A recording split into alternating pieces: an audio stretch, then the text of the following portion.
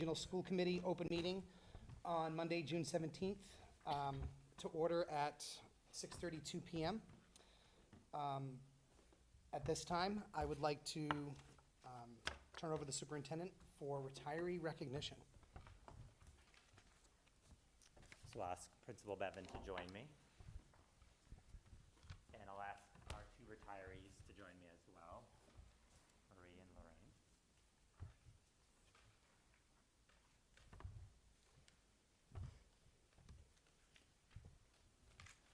All right, so this evening we have the honor and privilege of recognizing two retirees. Marie Boreas, first. She has been a special education teacher at RHS since 2007. Yeah.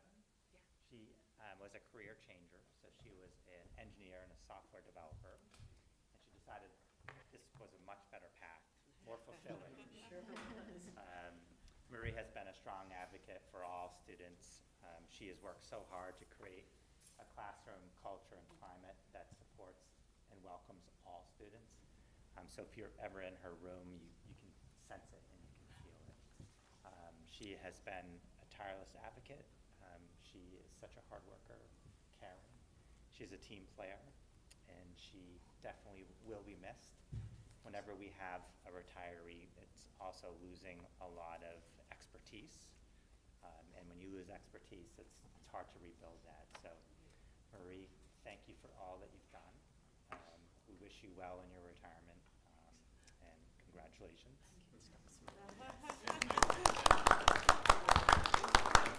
And there's not too many more things I can add to Marie's the lovely remarks Greg shared, except that as a Learning Center teacher, Marie didn't teach a huge volume of kids on a given day, but was able to work so intensely with a very small number of kids, not a very small number, but a small number of kids who really benefited from her dedication and expertise in the area of special education, students working on the things that can make them successful at school. Additionally, Mary was a real advocate for our LGBTQ+ population of students, and really we were a school kind of out in the forefront of supporting our students and becoming a more inclusive environment every day. So when I got here, that was something I really noticed, and I thank Maria a lot, and she kind of handed that off to teachers who are going to now take that and push it even further forward. So Marie, congratulations. She has many big plans coming up for her three children, her grown children, to really enjoy your retirement. Yep. We'll miss you. Thank you. Thank you.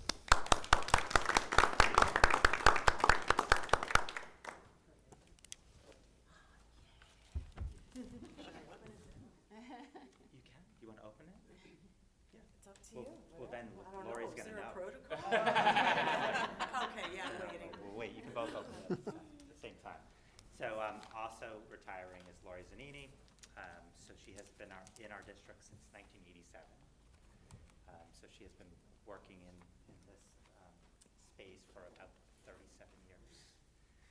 She has been a tireless advocate of students, a lover of science, a leader of science, but she's also been integral part of the climate and culture for students. She's coached on many different sports, volleyball, basketball.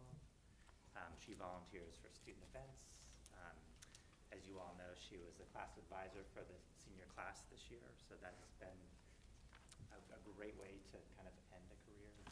Not everyone does that their last year. She has been named the Massachusetts Chemistry Teacher of the Year. So that's not an easy award to win.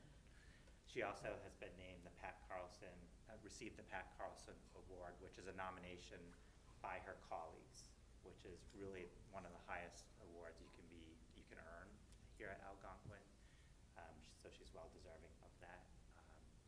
She has been the department chair for many years. She's been a leader of teachers.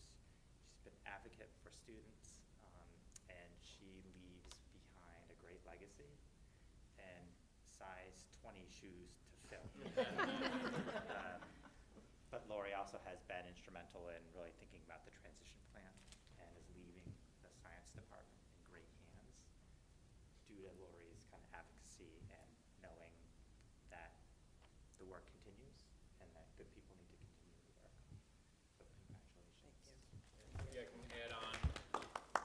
so many nice things to say to Lori, and we've had many events to celebrate Lori's departure. And one thing that we haven't talked too much about is how early Lori gets here. So for probably decades here, she's the league leader in getting here early. If there's a problem with the building, and there usually is not, she'll let me know at about 5:40 because she's already been here for probably about 20 minutes by that time, doing her laps, getting ready for the day. But when Greg says she's tireless, she has a lot to be tired for, and yet she doesn't demonstrate any slowing down. So she's been a wonderful advocate for kids, for her department. I've had the great pleasure in the 4 years I've been here to have such a stalwart and dedicated leader in the department. And I appreciate you, and I think you know that. And we're really going to miss you and your leadership, not only in your department but around the building. We're kind of a titan among our staff. So congratulations on your retirement.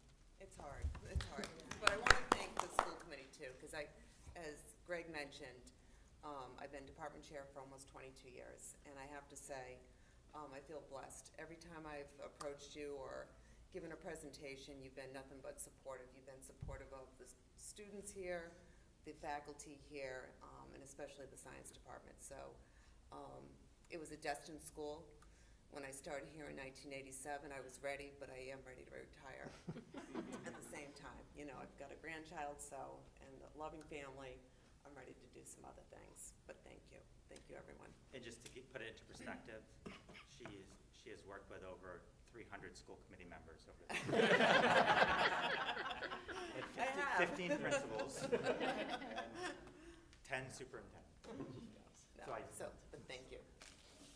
So we have a small token of our Right. appreciation. Thank you.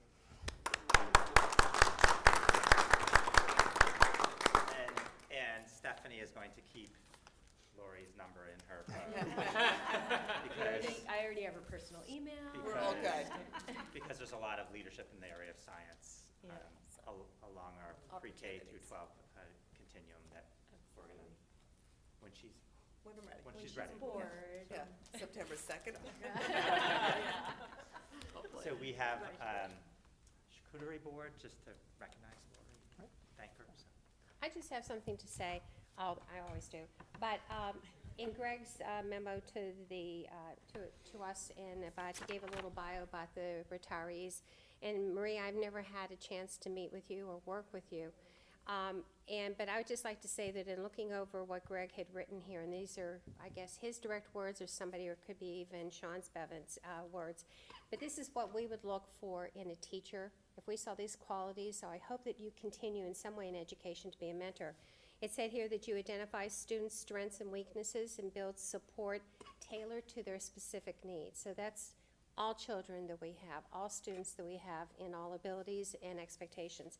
And it says you're a strong advocate for the needs of students.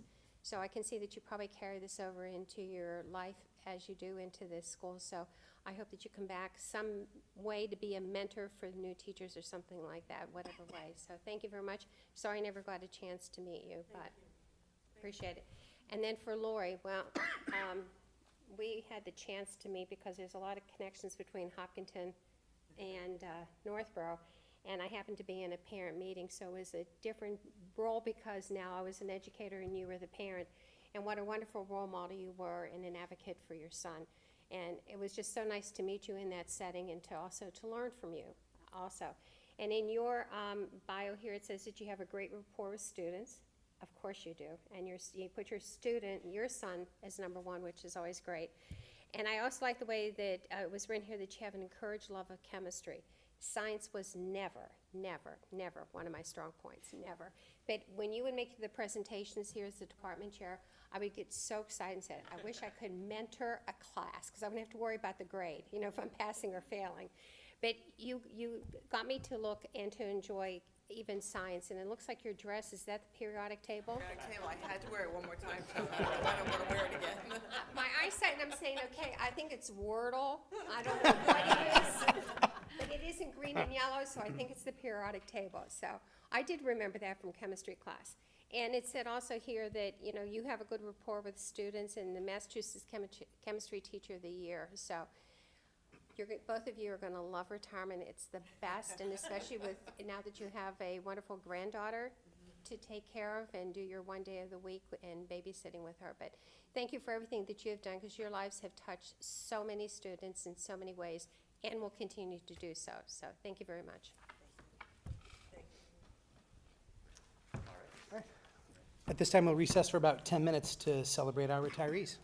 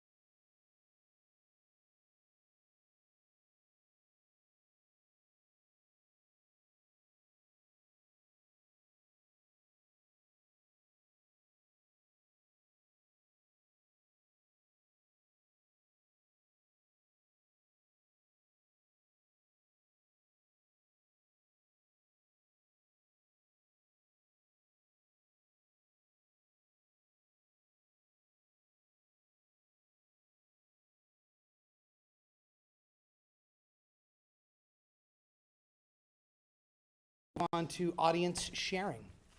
If there is any audience sharing at this time. Not hearing any audience sharing. I'll move on to action on minutes. I will entertain a motion to approve and release the following minutes. The open meeting minutes of May 15th, 2024. The Northborough Southborough Regional School Committee Student Advisory Committee meeting minutes of October 18th, 2023. The Northborough Southborough Regional School Committee's Capital Planning Subcommittee meeting minutes of November 2nd, 2023. And the Northborough Southborough Regional School Committee's Operational Budget Subcommittee meeting minutes of February 15th, 2024. So moved. Second.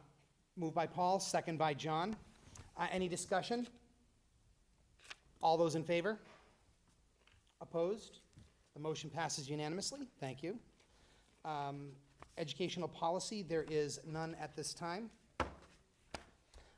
New business, legislative update. Sure, so in your packet, I did include an update on the budget process. So the budget right now at the state level is in conference committee, where House and Senate leaders are trying to resolve their differences in their respective proposals. We are expecting kind of a final report in July, and hopefully the advocacy that we have moved forward with will maintain the $110 increase per student. And we do not expect any movement on regional transportation. That is level funded to FY '24. And then the universal free meals is, we believe, underfunded at this point in time, but we continue to advocate through Project Bread. So we will keep the committee updated on the budget process as it moves forward in the months of June and July. Thank you. Any questions? All right. A discussion of the 2024-2025 subcommittee and liaison assignments. So we have a couple of positions that need to be filled. Ideally, we're looking to, we need a member for the policy review committee and a member for the operational budget subcommittee. If anybody's interested in those. Perhaps you might need some time to think about it. I don't know why, but you could always, please email me, give it some serious thought. Remember, it's the information from these subcommittees that comes forward to the full committee, and that's really where the sausage is made, so to speak. So, so please, for those of you new members, please take a look at those assignments. If you have any questions, please ask myself or the superintendent. All the committees are really a lot of fun. So I think Yeah, very fun, very fun. Meetings are really short. Yeah, they are, that is actually, that's true. They do tend to be about an hour, usually less. All right, approval of grants and donations is next on the agenda. So we have a donation from, to the ELD department from Wegmans, an amount of $200 for the Cultural and Music Festival and International Night, so we're very grateful. We also have a donation from Hannaford's in the amount of $200, and again for the ELD Cultural and Music Festival and International Night. And then lastly, Stop and Shop donated $25 for International Night. So we're very grateful for the donations to help make the events a success. All right, I will entertain a motion to approve and accept the donation to the ELD departments from Wegmans in the amount of $200 for the Cultural and Music Festival and International Night. A donation to the ELD department from Hannaford in the amount of $200 for the International Night. And a donation to the ELD department from Stop and Shop in the amount of $25 for International Night, with our thanks. So moved. Moved by Paul, Second. second by Sean. Any discussion? All those in favor? Opposed? Motion passes unanimously. Thank you very much. Moving on to the superintendent's report. So I'll turn it over to Principal Bevan. Good evening, everyone. So, great pleasure to provide my principal's report today. I'll have some slides for you. Several of the images in here, I just want to make sure you know, were shot by our very own Owen Jones here. I didn't ask him to use them, so I will after share them. But his photography is extraordinary, and they do capture a real moment here. So, and then in your packet, we have Amelia Sinclair is joining us, and you may recognize Amelia. For those of you who are not new this year, Amelia is a rising senior, and she is the interim, I don't know if that's the exact title, SAC student rep until the elections are completed to name the official year-long member next year, which may or may not be Amelia. So she's here tonight, and she may be here through all of next year, or she may not. We'll see. But she's a wonderful advocate for students, and she's joining us tonight. So I'm going to jump over to her slides. So in your packet, you have slides that look like this, but she had much prettier slides that I am going to present here. You want to click present? Oh, okay. There, So- perfect. all right. The font didn't carry over for your slides, so I wanted to make sure her hard work is represented accurately. Okay, so for my student life June update, I'm going to talk about the senior send-off specifically because that was a big focus within the school. So on May 14th, this is just kind of like a timeline of it.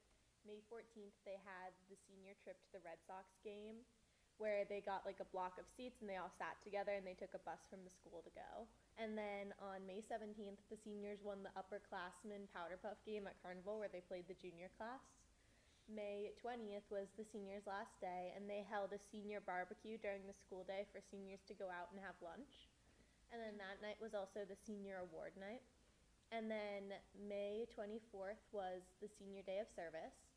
And then May 30th was the senior ball at Wachusett Mountain. And the dress for this, it's not as formal as prom, but it was like long sundresses and like fancy shirts and shorts. And then May 31st was the senior stroll through elementary schools, which was particularly popular, and I'll show you pictures of that on the next slide. And on June 2nd, that was graduation. So here is the senior send-off in pictures. So on the left, you'll see the senior stroll where students got to visit their respective elementary schools.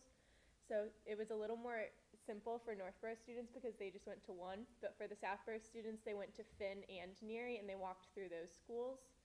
And then at the picture close, like of the little Polaroids closest to the left is the senior Powder Puff game team. And then in the middle is a picture of the seniors on the ski lift at Wachusett Mountain during senior ball. And then the picture on the right is the seniors at senior ball all dressed up. So on the next slide is some other events that took place during May and June. The fall musical was announced, The Little Shop of Horrors. And then we had a Pride Spirit Week for students and faculty. And then there was also on May 28th, there was the student and faculty softball game, and the faculty won that one. And then on May 29th was Pops Night for the jazz and other musical groups. And then there was also class elections for individual class presidents and class representatives and other officer positions. And then there was also finals week. And then, so looking ahead. Was that a typo? No, not quite, but I think some teachers would like to think it's not a typo, but. So looking ahead for next year, freshman orientation is scheduled on August 27th, and the peer mentors were recently chosen by the peer mentor organization leaders, Ms. Hessmeyer and Ms. Gilpin. And so decisions went out a few weeks ago for that, and those peer mentors will lead the freshmen in different activities the day of the orientation. And then the class of 2025 graduation date was announced to students and families for May 31st, and I think a lot of students are actually pretty excited that it's on a Saturday. And then there's a lot of excitement about mental health days being half days next year. That was very well received. And then the SAC elections for the Student Advisory Committee, which is what the student representative is, were moved to the fall. So those are now like very separate from the class elections. And they're open to any grade, including the freshmen to run in.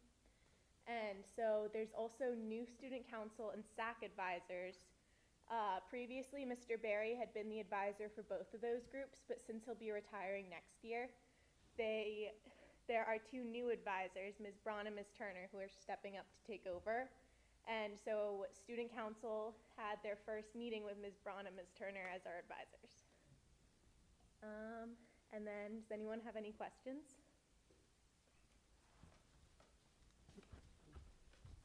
It's not a question, it's a comment, and that is that I've been doing this a long time, and I have to say that if in past years, if our school committee meeting was this far after the last day of school, I'm pretty sure we would not have had a student sitting at our meeting.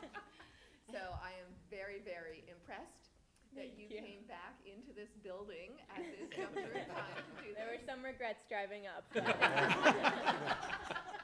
I'll probably get some ice cream after as like a little reward, but It's good for you. thank you. And I hope this bodes well for next year, because Yes. this Fingers was crossed. absolute dedication. Thank you.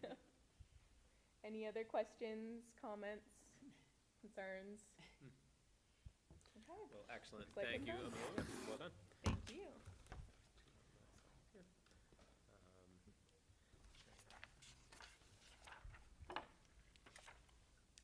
So just a few things to report here as we end the year. One of the things that is just exciting to share out is this is not news that we participate in the Seal of Biliteracy, but it's a program. It's at least nationwide, perhaps global, I'm not entirely sure. It's an opportunity for schools to participate in a program where we, using standardized testing, are able to identify students who can demonstrate biliteracy. So students who have the strength in English can also maybe perform on a test to demonstrate their ability in a language maybe they learn here at school, like Spanish or French, or even Latin, but maybe even a language that they learn at home. So maybe Chinese or another language that they have at home. And for passing this exam, they get a chance. They are able to report to colleges or employers that they have this standardized this proven standardized tested way of demonstrating that they are biliterate. And there are some students who, in fact, I don't know if the word triliterate, but they are able to demonstrate this strength in more than actually just English or just one language, but maybe a third language. I don't know that we've had a fourth a student ever get 4, but we have had students get 3. And so we're kind of on the upswing on the amount of participation we're getting in this program. And so you see the numbers there. In 2022, we had 45 students pass and achieve the Seal of Biliteracy, which also results in a seal on your transcript and on your actual physical diploma. You get kind of a raised seal. In 2023, we had 35 students, and this year we just had really kind of a big burst of students, which you see there. So we have 71 Spanish, and then you can see these other languages here, and you might even see languages on there that you don't even recognize. The ones that I did not recognize, I looked up. Those are languages that are that are spoken in India, and so we have some Indian families who, I'm assuming, maybe speak these languages in the home. And so this is a real chance to celebrate excellence in that department. So we're very excited about that.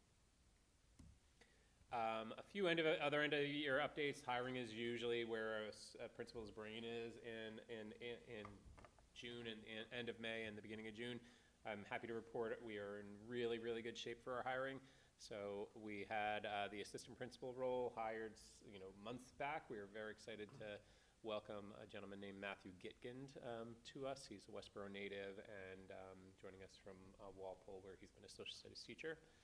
We hired for 2 assistant admin assistant roles.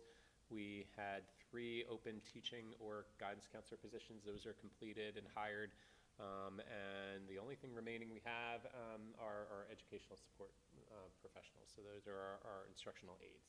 So for all the positions that you see there, we're hired up. And I don't know that I've ever entered this summer where we didn't have some open positions beyond ESPs, which are a little bit more variable, a little bit, you get a little bit more movement there. So that's an exciting, and also a reflection, I think, of the stability of our staff and the fact that we are a destination school. People come, they stay.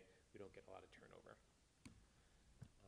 So also, we, this year, you might remember, we started the I Decide program. It's a research-based intervention program developed by Mass General Brigham Hospital. That is something that Janet Brown, who's our assistant principal, has spearheaded. And the goal of that is that instead of taking a student who breaks our drug or alcohol rules, that instead of just simply suspending them or using a really draconian kind of disciplinary measure, we use this research-based intervention to teach them about the harm and the downsides to using substances, and it's designed to get them to rethink and to change their ways, and it's an alternative to suspension. So we've had all of our guidance staff are now fully trained. Ms. Brown is fully trained, and we've had 3 students go through this as an alternative to suspension. So our suspension numbers are lower, kids are missing less time out of school, and the rate of students who break that rule again, we anticipate will be lower as a result. I didn't get this into your packet, so I apologize. It just came through since I sent the packet in. Our track team participated in a national meet in Philadelphia over the weekend. They traveled. It was not an overnight field trip, you might be wondering. They traveled with their parents. Our coaches met them there. So they traveled with their parents, stayed in hotels with their parents, so it wasn't a conventional field trip of any kind. And yet our students, our boys 4x mile team placed 14th in the country with a new school record of 17 minutes and 49 seconds, which is an average of almost just less than 4.5-minute miles for each of those 4. Which is extraordinary. I think that's a school record for us. Senior Josh Colburn threw a lifetime best of 184 feet and 3 inches in the javelin, finishing 11th place in the country and just a half a foot short of our school record. And then senior Olivia, when I say senior, these were seniors when they were participating. Well, I guess they're graduates. So these are graduated individuals. And Olivia LaBelle placed 59th in the 100-meter hurdle. So there's a level of just excellence we've just not seen. Our track program has turned into a quite strong one. And Mr. Galvin, who's there on the left side with the sunglasses, and Coach Pooler, both of them are coaches but also math teachers, have worked really hard to build that program up. We're very excited and very proud of them. As well, and just to finalize things, we had graduation on June 2nd. The MVP of the day was the weather. It was 75 degrees, sunny. Not only was it nice weather, it was like reliably nice weather. Like going into it, we knew a few days ahead that there was no rain anywhere. So it was a really beautiful day. And we graduated 319 young men and women, and we're really excited to see them off. It was our first big event on the athletic complex, and these are, as you have heard me say before, these are students who came into our school in the pandemic. They came into our school in the middle of the mascot review process. They endured a lot of kind of a tumultuous few years there, but they really went out with flair, and they went out with poise and grace. We were really excited to see them have a wonderful end of their career here, and so we saw them off and wished them well. And now we are moving on to planning for next year. Any questions? How do you get on the field? How do you get on the field, like Saw some parents with some lawn chairs. How do you get there? for graduation? Someone just go sit on the field? Yeah, so we open the gates at 8:30 a.m. so people Oh, really? start lining up outside of the gates. I get here at about 7 that morning, and 7:15 people start arriving with You their can sit lawn anywhere. chairs. I'm sorry? You can sit anywhere. We create kind of a perimeter outside of where the students sit, and then we let people choose their own spot. Yeah. That's really good. Yeah, it's bring your own chairs, no blankets, no pop-up tents, but people bring their own chairs. You actually inform them on what kind of chairs they can bring so they don't damage the turf. But it's a really kind of a festive kind of garden party atmosphere. It's really great. And people who don't want to bring their own chairs, we have the whole grandstands that seats 1,100 people. So we get about 2,000 people show up to the event. Yeah. Thanks for the seal of biliteracy data. That's, I don't anticipate it being 98 every year, but I think just a few years ago, we had to talk about like providing that opportunity, and it's great that it's there and to see students taking advantage of it. In addition, does that like, so when they go to college, does that exempt them from like a? It's two possibilities. It depends on the school. In some cases, it's kind of like AP, where it could just get them into, well, AP works both ways too. Depends on the school. It can either get them into a higher level But in some cases, it can count as credit, and UMass, I think, is one of the places that just started giving credit. That's great. But the state, most of the community colleges and state schools in Massachusetts, they keep adding more, but UMass is now on the list. That's So, great. And the test that they take is it's kind of like passing the AP or the SAT. It has a brand name recognition that an employer and anywhere in the country or a college would probably be able to recognize, whereas a student passes a high school Spanish 4, class and final exam, the standardization's just not there. So that's the real, That's a great opportunity. attractive features, yeah. And I think that Emily Squires, the department chair, has done a great job of promoting this opportunity. And this year she went into the LPAC with Rhoda and Selby, and they had an LPAC session where they were focusing on, they had one session where they focused on how are we supporting your students in learning English. And then they had a session where the focus was on how do we support you in maintaining your home language. That's great. And part of that was Emily explaining to them this opportunity that, so I think there is a piece of just parents learning that this opportunity exists and that they can support their children Yeah. in, maybe taking the next step in their home language to be able to get there. So this is the 5th year we've offered the Seal of Biliteracy. I think it was interrupted by the pandemic, and now I think we're now gaining momentum in the way we had hoped early on that we would see. This is a consistent question that I generally ask, but do you promote this via the 8th grade and 7th grade? Because I think it's really important. My daughter, I think she's on track for that, and she's very excited about it, but I don't think she really found out about it till she got up here. So one thing I always consider is to get them on track, you need to start in freshman year, and you're definitely limited if you don't take the right courses, if you don't do something in 8th grade.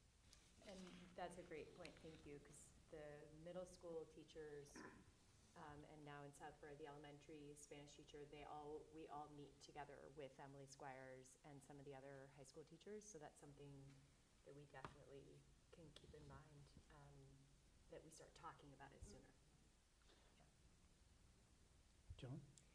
Yeah, I'd like to just piggyback on that biliteracy, because I think it's wonderful. I mean, I first heard about it from a foreign language teacher in Westport, Connecticut, and seeing, and I think I was bugging Greg about it, and taking as much information, and now seeing that slide where we have more students, but besides having more students, we have, look at all those languages.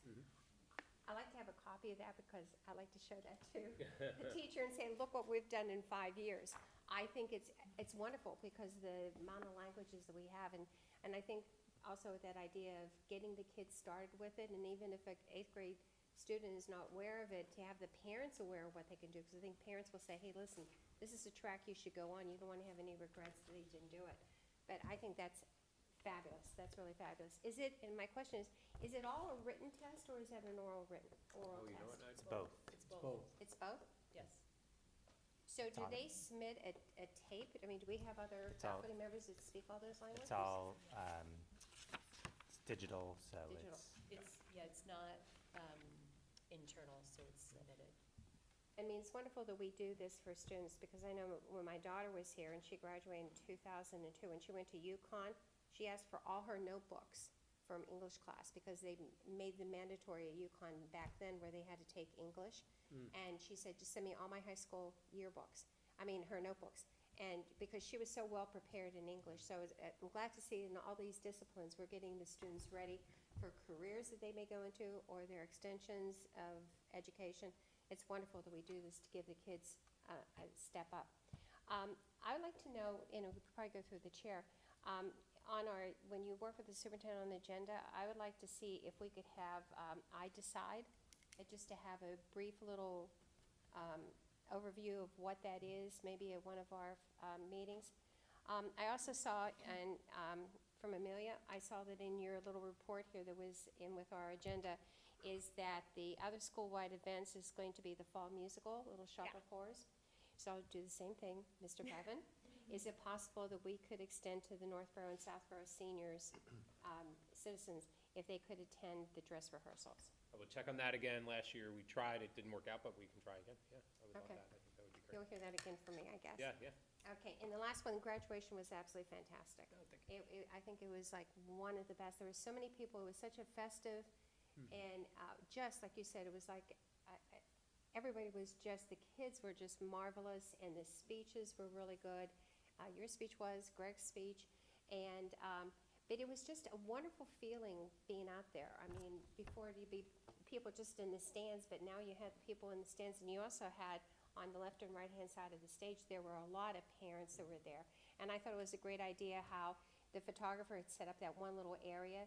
So if parents wanted to get a photo of their student getting handed the diploma, that they could come up to this one little boxed-off area. So it was really great. It was a great day. I'm glad to see that it was in the morning, and we're on to next year to Saturday. We are. Perfect. Yep. We'll start praying for good weather, Fingers crossed. so we can go out there again. Thank you very much. Thank you, Ms. Rankin. Jen? I have a question about the I-Decide. This was the first year that it was implemented? Yes. And are we gonna be tracking things, so is the outcome reduction in substance use or reduction in disciplinary, like suspensions? What's the target outcome? The target, I would have to really have Janet Brown, our assistant principal, respond to it, but the real goal is to use it as a suspension alternative with better outcomes for less kind of repeat offenders. So we don't have such huge numbers that I think it would be measurably reducing how many offenders we get as initial offenses. The goal is to have those be the one-time and only-time offenses by training students on the harms of drug and alcohol use. Yeah, I mean, it would be great to get, I'm also new, so I don't know if you had discussed it prior in terms of what the program looks like too, and if it captures potentially problematic substance, I mean, obviously, like if they're violating, it's problematic to some degree, but also being able to potentially decrease some of the substance use. And then just my final question related to that is I assume that we'll be tracking outcomes of like disciplinary yeah. things, right? Yeah, our suspension data right now is on the pretty low side, so it's pretty easy to kind of identify what our trend lines are. I can ask Ms. Brown, I think she'd be very proud and interested in reporting out on I-Decide. Thank you.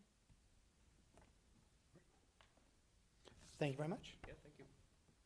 So next in your packet is the enrollment report as of May 15th, and no changes to the enrollment at this point in time. As you all know, that enrollment at this point in the year is pretty stable, and we don't anticipate any significant increases over the summer as well.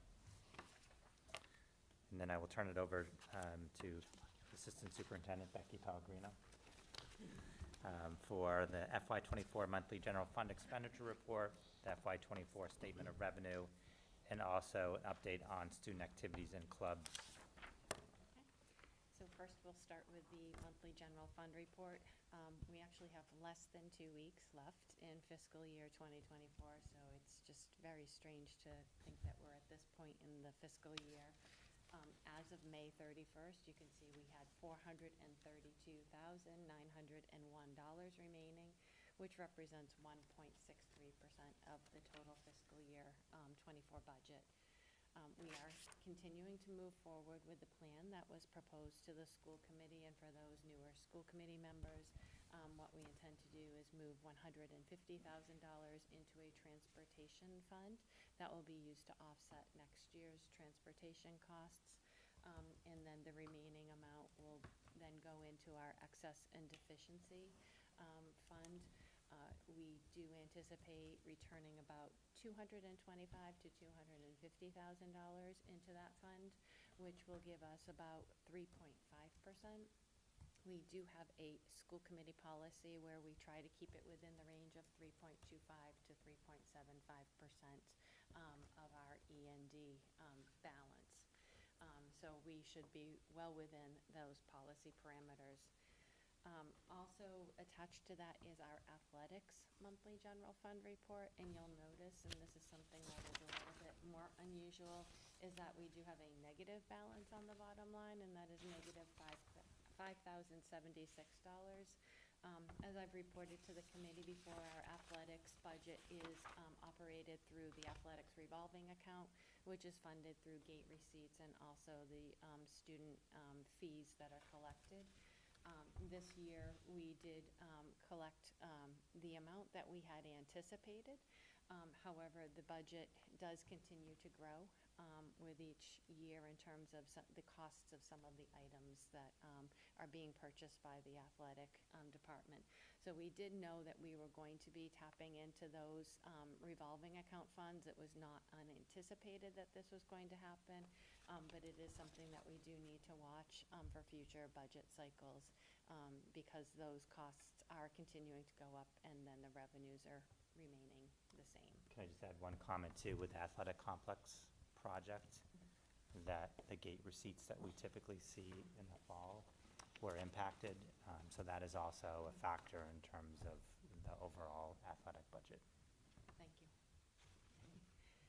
But overall, Sorry, so, but we talked about potentially eliminating the fees at some point and some sort of progression. So that's one way to, so that's not gonna help the problem that you're just representing, just as a note. And I know we talked about it. But just as another observation, I've been to other schools and they are eliminating the actual fees for entry. Interesting. In order to get people in. So I guess I'd encourage us to think about ways in which we actually eliminate it so that more people can attend. Because I guess I'd really not like to see us pivot to increasing it so that we limit the number of people that can attend. Just as a note. I really don't want to see that happen. I do want to thank Principal Bevan and then also Diana Jeezy, his administrative assistant, the central office leadership team, and then also the finance team for all of their work over this past year. We have been able to work within our operating budget, and I think that we have been able to provide the students and staff the materials that were needed, and so I just want to thank him and Diane for that work. In terms of the revenue account, as you can see, we did receive our final fiscal year '24 assessment payments from both of the towns. One thing to note is that in May, we did not receive our Chapter 70 or charter school payments during the month of May. We actually received them on June 4th. Not sure what the delay was on the DOR side, but we did ultimately receive them. We do anticipate receiving our final regional transportation payment by the end of June. We're typically seeing that by June 30th. And then also the student activity receipts, you'll see there's a little bit more activity in May. And that was for prior fiscal years, prior to us actually eliminating that fee. And so that was part of the senior obligations. We always tend to see that kick up a little bit in May as students are graduating. And then lastly, we did add a new line to the revenue account for May, and that is the circuit breaker extraordinary relief. And you'll see that we received $129,329. Extraordinary relief is available to school districts who have spent 125% more on special education costs from the prior fiscal year. And so we did qualify for that at the region and receive those additional funds. So that is the revenue report for May. Does anybody have any Yeah, quick question. That last item you mentioned, is that something new or just something we've never qualified for? We qualified for it, I want to say a few years ago at the region, but it's not in every year. And I would say that this year is probably because of those, if you recall, we had that 14% tuition increase. So I think that we qualified in both Northborough and at the region for the extraordinary relief this year. All right, at this time, I'll entertain a motion to accept the monthly general fund expenditure report and the FY '24 statement of revenue until audited. So moved. Moved by Paul, Second. second by John. Any discussion? All those in favor? Opposed? Motion carries unanimously. Student activities and clubs. So we we've included a few things in your packet, and again, this was a great collaboration with Principal Bevan and Diana Jeezy, as well as Sunny Cox, who's our financial accountant here in my office, and Caroline Willard and Elena Dacco, who's the financial coordinator. Over the past year, we've really taken a look at the student activity accounts that we have at the high school, because what we found was that back in the early 2000s, we migrated over to QuickBooks. And we put all of our student activity accounts into that system. And there has been kind of not a great reconciliation between QuickBooks and our general fund that exists in Infinite Visions. We actually found some clubs that had no activity from even when they were entered into QuickBooks. So we put together a list, something that Sean and Diane worked very hard, worked closely with many of our student activity leaders to make sure that we had the most accurate list. And included in your packet is really a summary of those clubs and activities. The first is those that we found to be active clubs and organizations. And you can see that all of those clubs, the amounts that we have on file are $346,000. And those include such things as the various classes, DECA, the Harbinger, and the yearbook. And then we also identified some clubs that, again, had not been active for quite some time. And so Sean and Diane took a really close look at those just to make sure that they were inactive accounts. And then we sat down together and we looked at our active accounts and said, are there any that are similar in nature? And if so, could we use the funds from an inactive account and move those into some of our active accounts? And you can see on the second page on the right-hand column, those clubs that we identified that did have similar clubs and that we are proposing to move those funds into those, the active accounts. But then we also have a listing of those clubs that we honestly, some of them, we don't know what their purpose was, and they have had considerably no activity at all for quite a few years. And those clubs total at this point in time, as of this report, $10,841. And so what we are proposing with those clubs is to move those funds into our extracurricular student activity account. And what those funds would be used for would be for if we had a club that was set up that was not a budgeted club, but students have come to us and they wish to run this, and so we have an advisor that we are hiring. Those funds would be used to support that club in terms of paying that advisor to move the club forward. So that would be our proposal. I do want to say that some of these accounts, because they were never reconciled, what we think may have happened is that there were expenses that were incurred on these clubs, but were paid off of the operational budget. And so that's why some of these balances may have grown a little bit larger over the years. And so Sean is looking at these balances. He will be working with the advisors to make sure that there is a plan in place for utilizing these funds going forward, so that we're not seeing some of the larger fund balances that we have right now. Joan? I have a question on the student activity fund. I believe it's the second page where it talks about the classes, the money that they have. I see that there's a class of 2008 that has $900, and the class of 2018, 10 years later. I was wondering why that 2008 stands out, because my question is, doesn't the class president and the class secretary, I know that happened in 2002, they take that money, they were given a check by the school, and then they went and set it up in a bank account.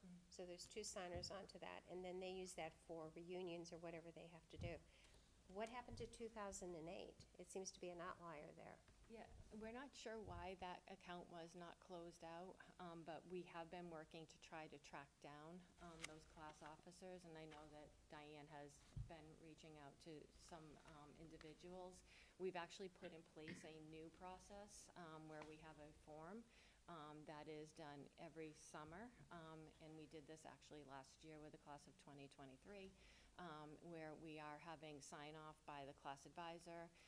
They're letting us know who those two class members are that will be opening that bank account so that that check is made out to the two officers. So it's not being made out to one Right, I person, know. it's being made out to two people, and then they're jointly setting up an account for the benefit of that class. I think the one that really stands out to us is the class of 2020.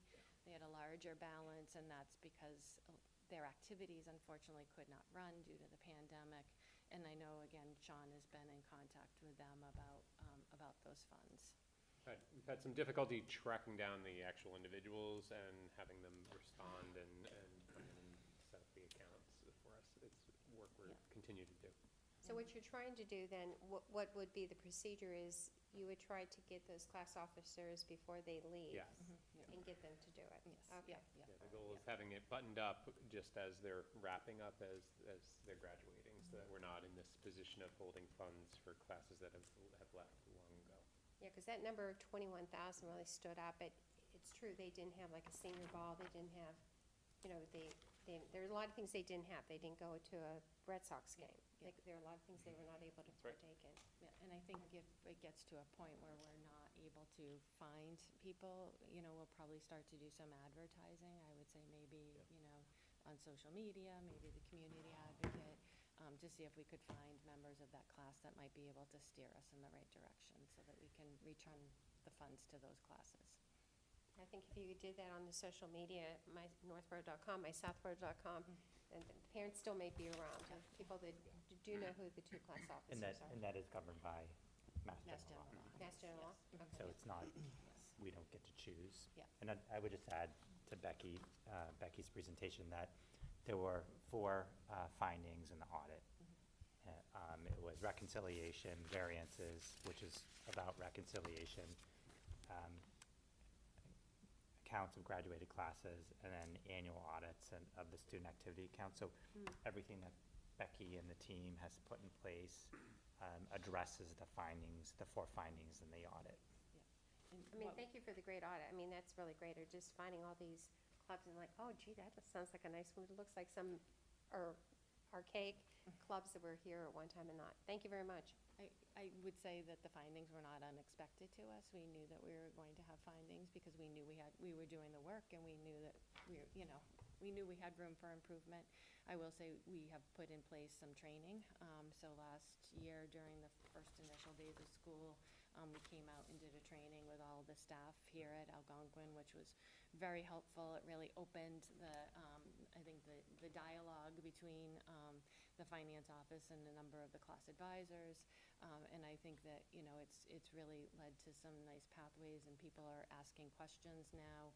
And I think that it also put in place this class, the class refund form. So people are aware, and I think just continuing that education and continuing that conversation is going to lead to new and positive things, so. Thank you very much. All right, so I heard what the findings were, and I recall talking about them. Are you comfortable that you have controls in place such that you won't get into the same situation again? Yes, And those are written down somewhere? yes, And yes. I appreciate it's part of the training, but there's gonna be someone that's overseeing that. Yeah. Who is that?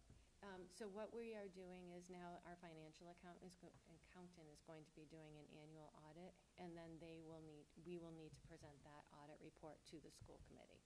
So on an annual basis, we will report to you on what we are doing internally.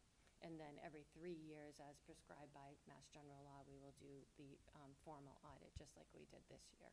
Okay. We knew we just needed a starting place to work forward, and so that's why we did the formal audit this year.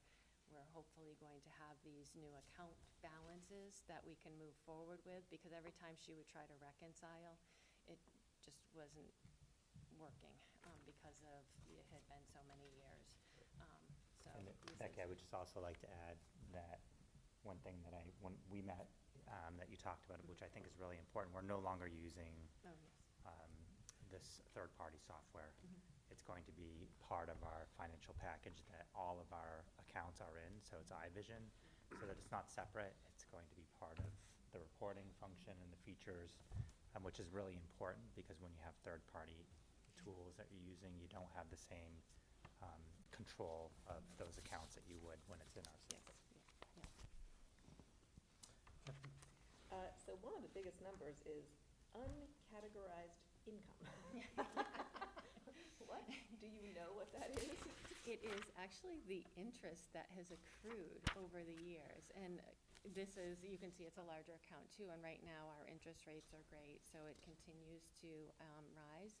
And that account, we've talked about, Sean and I, and we are going to be using that for a number of things. It's going to be used for scholarships, so if there is a student who can't attend prom or can't attend some type of activity, we will be able to use those funds to assist that student with those fees.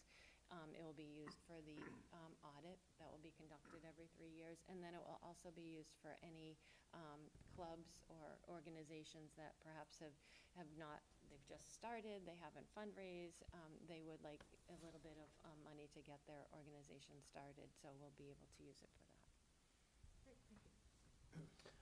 So these classes that, like 2020, as we were talking about, is $21,000, I mean, are they free to do whatever they want with that? That's their, so with the student activity, this is the student's money. It has to be spent on student activity, and again, it's very regulated. Occurs to me, they'll have their 50-year reunion next year. You could throw a pretty good party with Oh, $20,000. yeah. So, At least I could. so the other, They do deserve it, right? one of the strategies too is we can always request, if they want to donate money back to a cause that's important to them. So that's something Less that I know fun. Principal Bevin has, for example, that particular class might want to give a class gift of some sort to use that funds. So maybe half of it for a party and the other half for a gift. Still a good party. Why, as one last question, why does yearbook need so much money? So that's actually one of the areas that we're going to be looking into. We are going to be working with the advisor. We suspect, again, the same thing where they're collecting funds from the yearbook, but then there are costs that are coming off are operational. So we're going to be looking at some of those costs and seeing if those they should be absorbed by the money that's being collected by the yearbook. Yeah, and I would just speak to that. That's not totally unusual in schools, because yearbooks do handle a lot of money, and the yearbook itself, the cost for the yearbook is pretty high. So, but that number is higher than I'm comfortable with. I'd rather see us charge less for each physical yearbook that we're selling to students, and start to bring that money down, that number down, so that we're not holding on to money that is not, there's only so many pizzas you can buy for the yearbook staff or other items for the yearbook staff. It's should be kind of a cost-neutral endeavor most years, but I think over time they build up a bit of a war chest there that we need to spend down. When I say spend down, I mean to have it go to the benefit of future yearbook purchasing students. But I think that's an example, John, of internal controls. Like, we can't let it accrue to that level. I think that's something that's really important. It should never get to that point where we have that amount of money in that account. Yeah, I'd be very interested to see that first audit, and I hope that you'll have maybe develop a process of, up or down, so to see sort of percentage change. Be interesting to see what those, to have some sort of metrics as to what's happening with these. I'm sure that will be there. Can you just remind us too, like, where does this money come from? Like, that yearbook is pretty clear. A couple years ago, we did get rid of activity fees, so where's this money coming from now? This can be You through. still have activity fees. So we don't have student activity fees, but we do still have other fees like The athletic fees. athletic. Athletics, yes. It's an activity. The committee got rid of a specific fee. So there was a fee called a student activity, that was the name of it, that was removed.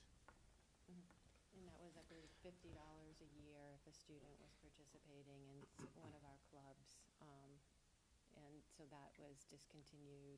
This, last year was our first year that we, or this year that we're in. I've already moved on, I guess, to 25. But there are yes, other fees yes, that we yeah. charge students still. Question, if a teacher or a club was running a field trip and they were collecting funds for that field trip, this is the account that those funds would be placed into? Yes, yes, And then, we have so, Paid out of. and then paid out of, so this is that revolving, Yes, that, yeah. so Yeah. there's really, when we were, with this, when we were charging for student activities, that money wasn't actually going to fund these, those were funding stipends for, well, theoretically funding stipends for positions, which we're now covering out of the regular budget. I will just make a comment on the yearbook number. To John's point, I was, at one point, the school treasurer for the school I worked at, and the yearbook was one of the costliest things that we had, and they required, I think it was Jostens. It was either Herff Jones or Jostens, depending on what the yearbook club wanted to have publish it. And I remember they wanted advance payments, and there was an issue with the school committee that I was working with at the time, where they're trying to get that account balanced down because it was so high, and then they ran into issues with not having enough funds to actually put a down payment on the yearbook. So just considering that, hopefully that doesn't happen. But It to- is a lot of money. But to give you a sense of what is the average cost of a yearbook from year to year, Becky, we talked about that, that is Trying to remember the number right now. It was Yeah, it was like, 15,000. yeah, 15,000, I think is what. So that kind of gives you a sense of what the overall annual cost of the yearbook. Sorry, so, this does, are we gonna be doing the same thing with the booster money? The Boosters is not held by the school district, that's held by the Boosters organization themselves.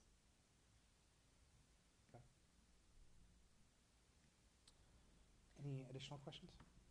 And can I just make one more comment too? So the amount that on the second page of the total inactive clubs does list $10,841. In speaking with Sunny Cox today, we're actually proposing that we move $13,550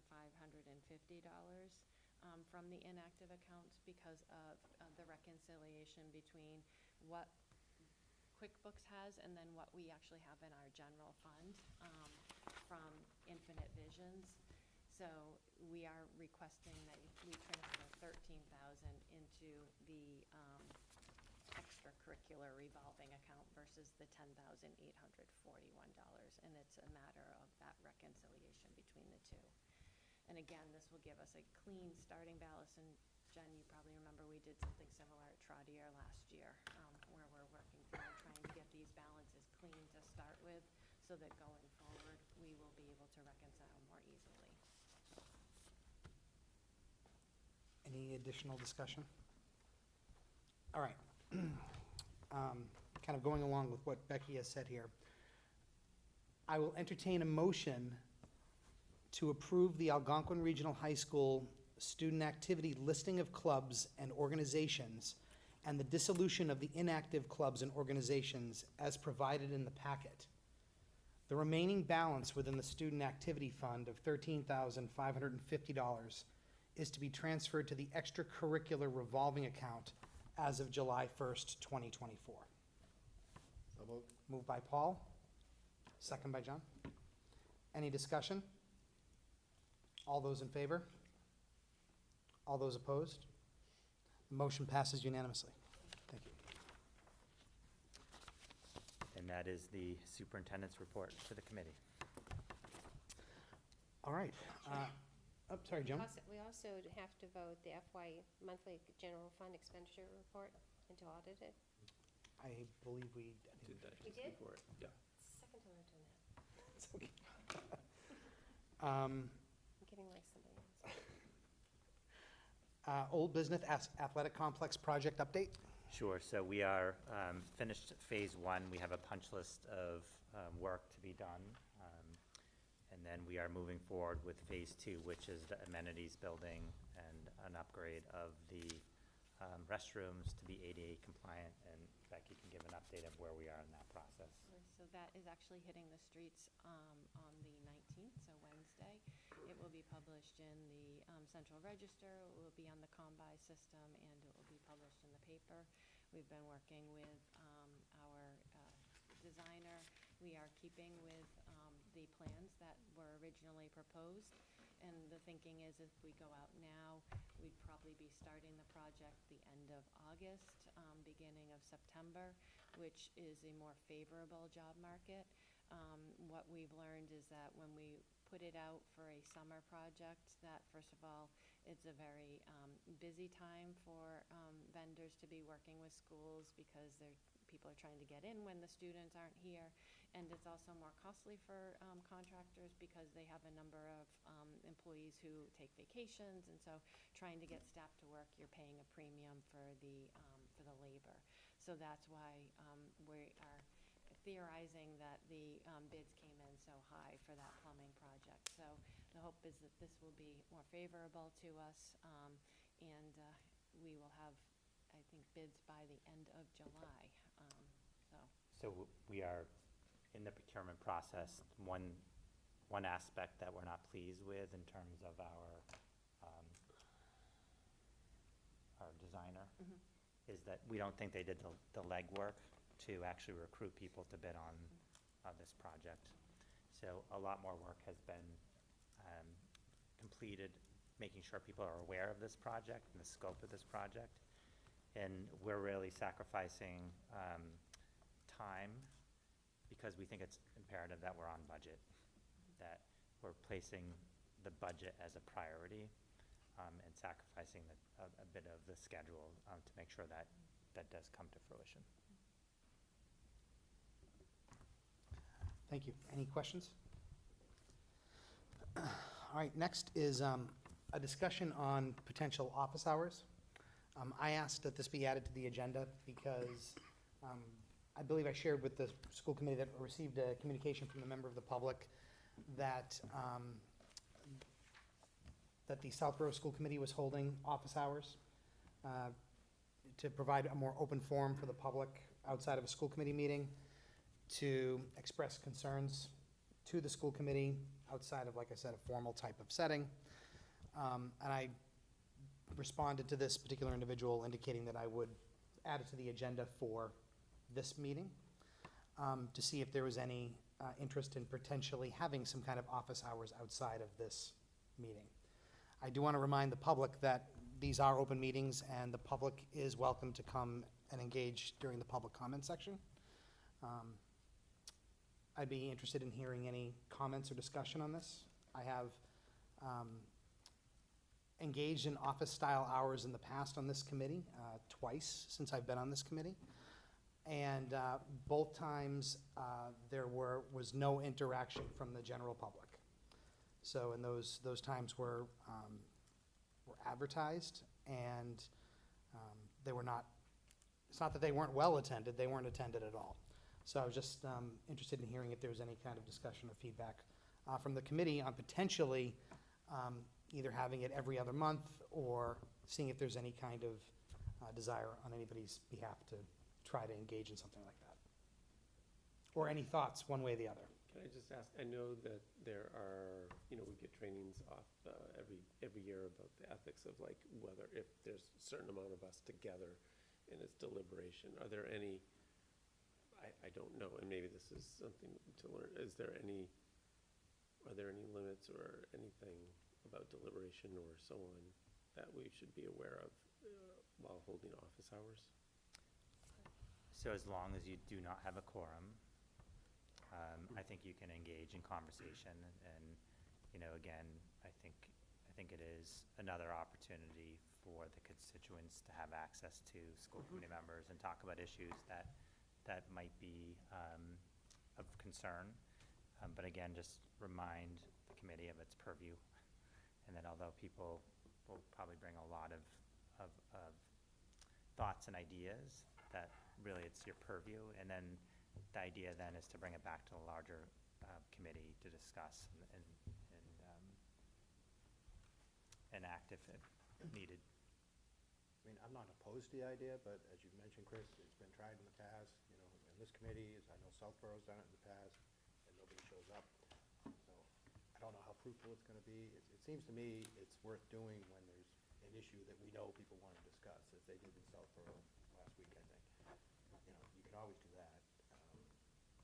So I guess that would be my preference. Otherwise, you know, our email addresses are out there. I mean, we're not hard to get a hold of, I don't think, if people have an issue they wanna discuss. Thank you, makes sense. Makes sense to me. Sean? I wasn't a part of it, but I think as part of the Complex, we had a booth at Applefest and the corresponding one in Southborough. Sorry, I don't even know the name. That seemed like it got a few people. I mean, those are natural opportunities for whoever wants to be there. Summer Nights is coming up, and What? Summer Nights would be the equivalent, and that's probably in 6 weeks.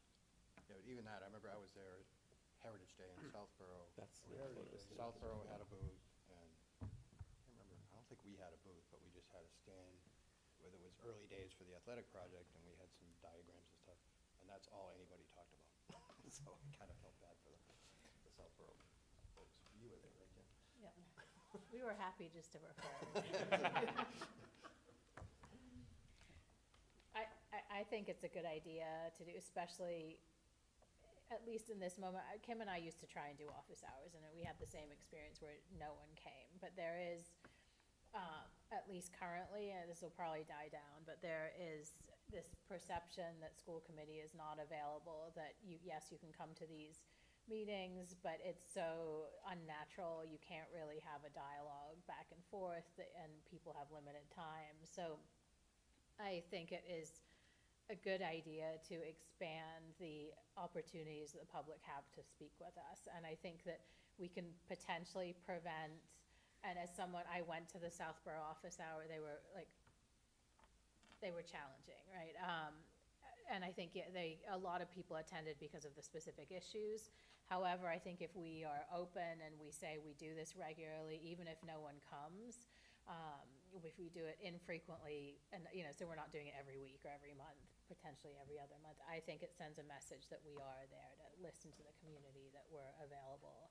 I think it's a good thing. I would be happy to dedicate, to volunteer my time to be involved in it, even if it's just me sitting and having coffee with another school committee member, right? Is it just school committee, or is it? I think it would just be school committee. Or maybe, you know, there's a topic that the school committee would like to invite the members of central office to present on or share. I would recommend that office hours is before school committee meetings, so that you have 45 minutes of office hours before the actual school committee meeting, so that's a regular cadence. That way people can come and share their thoughts outside of open public meeting. And then you just set up that regular routine, because then, you know, you can rotate through, and it's just a space that you create that's consistent. I think the challenge with office hours, if it's not consistent, and if it's not regular, it's hard to get momentum. But until you have a routine and cadence of those meetings, I think people just won't attend. But I know some committees do it before, and it's worked well. And that would be 2 or 3 people. It could be no more than No more than 5, but I would, That's probably I think 2. 2. One from each town would be probably ideal. I like the idea of doing it 45 minutes before the meeting, because if we're coming, I could see doing that. But I would like to also see that we had some kind of form set up, so that we knew, we take this information, what do we do with it next, okay? And I know in Southborough, it was all considered on one certain topic. But we may get some things about course selection, a play, how can my student do this freshman orientation? So if we had some kind of form, so we know where's it, Yeah, what do where we we do with direct this information? And I know through you, the chair would probably go, and then to Greg. But I think to expedite it and to have it neatly is to have some kind of form. Is this a curriculum issue? Is this a student activity? You know, so we can cross off, then we know. When we give you the information, it's easier for you to assimilate. Thank you. Kathy? So on the other side of it, I have attended office hours for our state representatives, and and even the select board and maybe they still do, but at one point I was engaged, so I knew when they did it, and it was more literally of a sit-down coffee. So the select board member would go to the senior center and just sit Saturday morning for an hour, and anybody who could come, and it was more of a one-to-one interaction that in a lot of ways was also educational, so they weren't necessarily coming with problems and I want you to fix something, whereas how does this work? So I would just suggest that we don't necessarily make it a classroom presentation style of, I think that, to your point, sometimes you just might want a one-on-one conversation because you have questions, as opposed to, having 10 people in a room ganging up on one topic. So that's just a, question about format. All right, I think this is something to potentially consider for the next school year at some point. I like the idea of having it before a meeting, because you have that structure that's already in place. If it's the will of the committee, I can put out dates for, we know what the dates are for our upcoming school committee meetings. If the committee is interested, I could send out a form that would just basically say, hey, on these dates, could you come 45 minutes early to be open to the public? To be opening to listening to the public outside of our regular meeting. And if, we can decide in the fall, at the beginning of this, end of the summer, start of the next school year, whether or not there's enough interest in actually engaging in this. Good. John? I presume, though, you'd have to have it in a different room, because if people started showing up in this committee, then it could become a quorum accident. But that's fine. Yeah, it's a good idea. Any other? I'm a little hesitant about doing it before the school committee meeting, only because, like, I heard at the Southborough office hours last week, can we change, does the school committee meeting always have to be at this time? A lot of people can't make that time. So now if you have an office hours at a time, we know a lot of people, you're never gonna please everybody. Right. So maybe I'd almost think about doing it on a Saturday when there's some sporting event going on and you're just off to the side somewhere, I don't know, or maybe vary it. I know to your point, Greg, consistency's a good thing, but so is variation for people who can't make whatever you decide is the meeting. Definitely a lot to consider, for sure. Just a question. So this is coming up because there's a very volatile issue in one of the towns, and I don't know, because we are separate committees, I don't know what Southborough is doing about their office hours. Would it be fruitful for a couple of us to attend their office hours in case there was any questions about, is this, how does this work at the high school? How does this work at the regional level? I mean, because I think a lot of the issues are being questioned because people don't understand how we're structured. So, and the Southborough School Committee may not really be either. So that's why, is that something that might be, I hear the superintendent of Southborough. Yes, very well. Do you know are they having office hours? Are they continuing the office hours? So I think they haven't, I think they are committed to having office hours. I don't think they've defined it exactly when and where, but it's something they're committed to. But what about Northborough?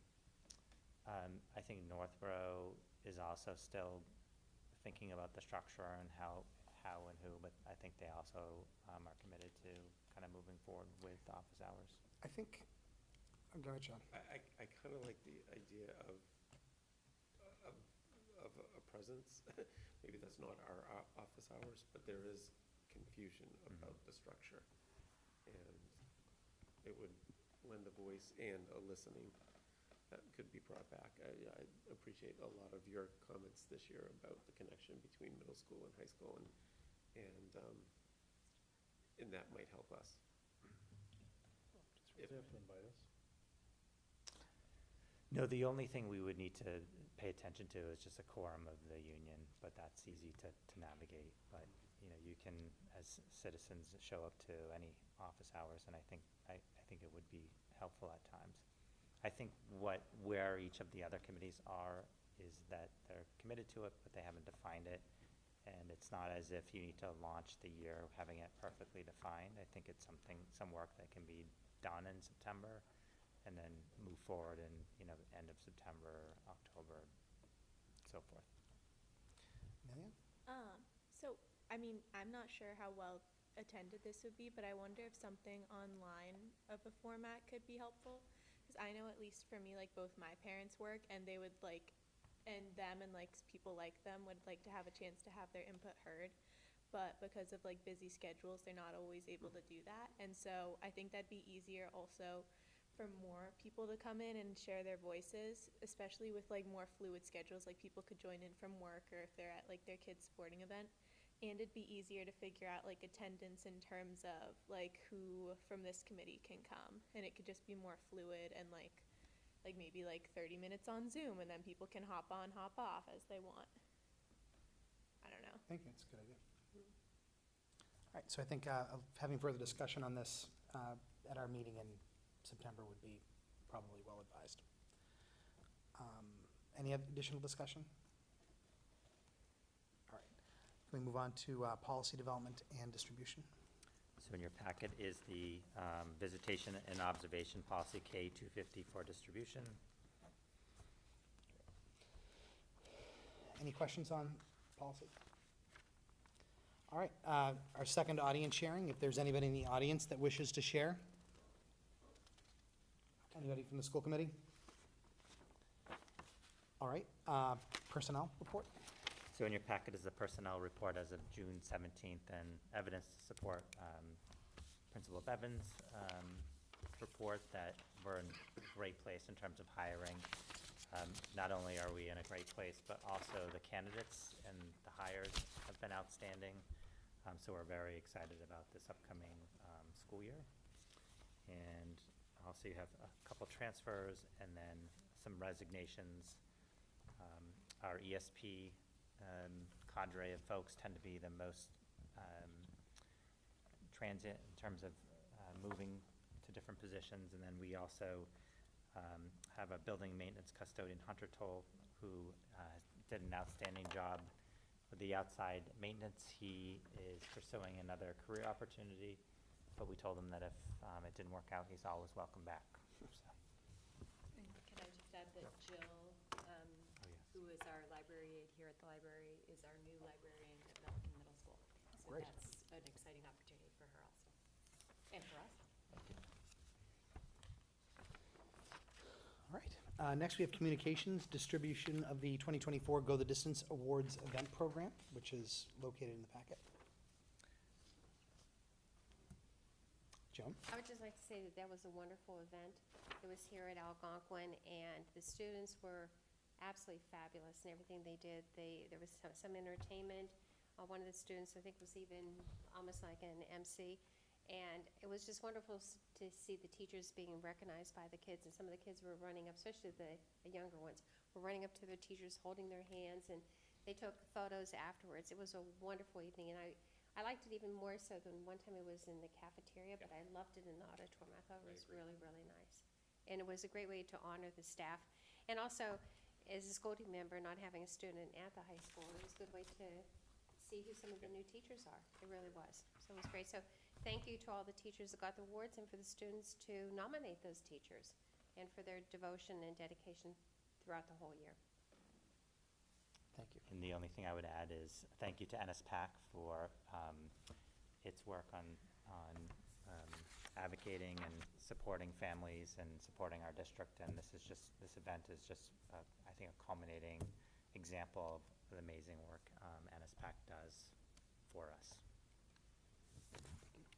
And communications number 2, special open meeting Monday, July 15th, 2024 at 6:30 p.m. So we do have to have a meeting, a virtual meeting in July for bonding.